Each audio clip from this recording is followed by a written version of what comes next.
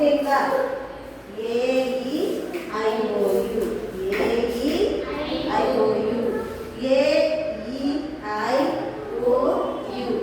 So இதுல வந்து words start ஆகும். That is maybe noun.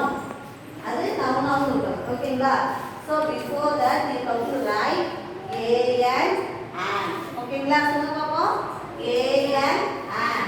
We have to use before the vowels. Before the vowel. A-E-I-O-U.